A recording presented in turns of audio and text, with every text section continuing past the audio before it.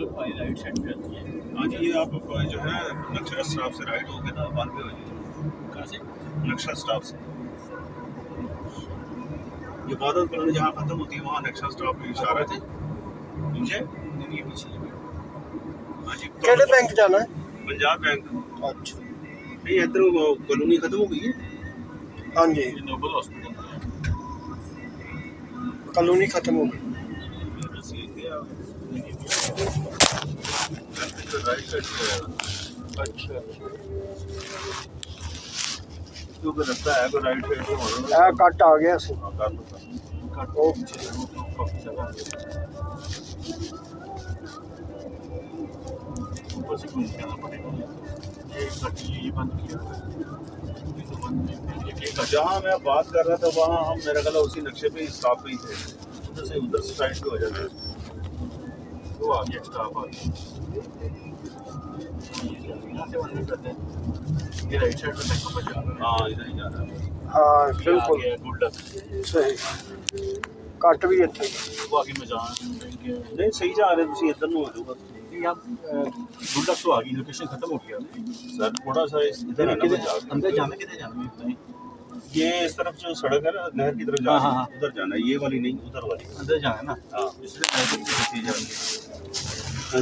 Good luck के साथ ही करी जा रही है। हाँ जी आप सही जा रहे हाँ ये आ गया पंजाब बैंक। ठीक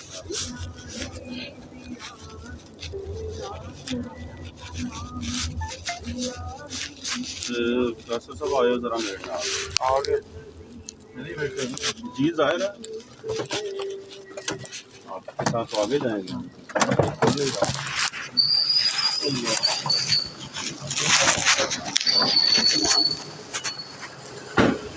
और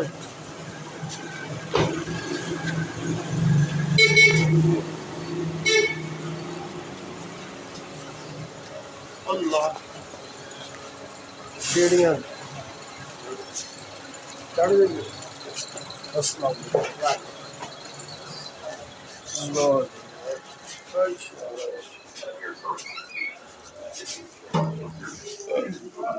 अस्सलाम वालेकुम। 1,60,000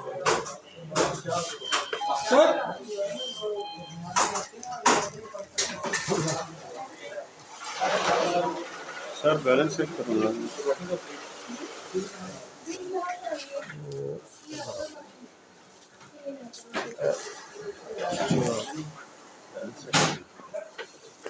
निकलवाने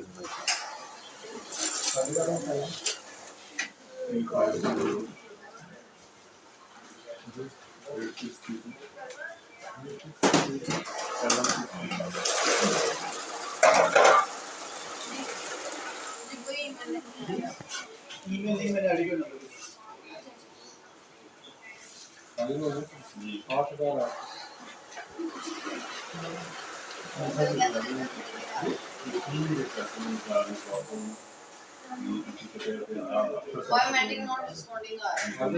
अभी एटीएम चल नहीं रही, क्या चल रहा है उसमें? ये तो इसको ना आदत हो गई है इधर दर्शन करने की। एक ही मशीन है इसमें। जी तो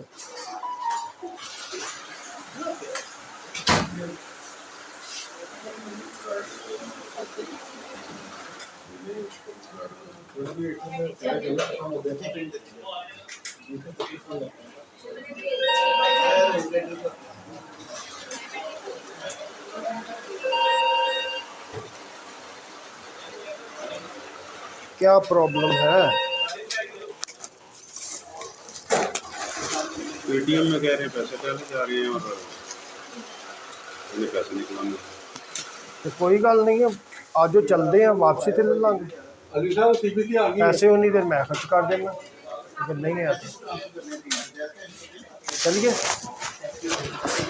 तुसी परेशान क्यों हो गए? तुसी तो परेशान होना दी नहीं परेशान नहीं सोच रहे आवांगे। 2-3 मरतबा करने की कोशिश की थी।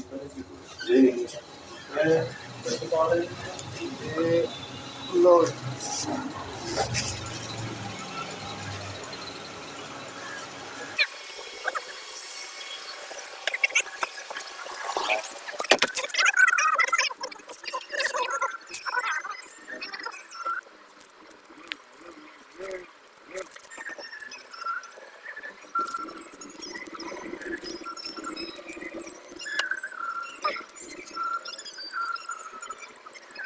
है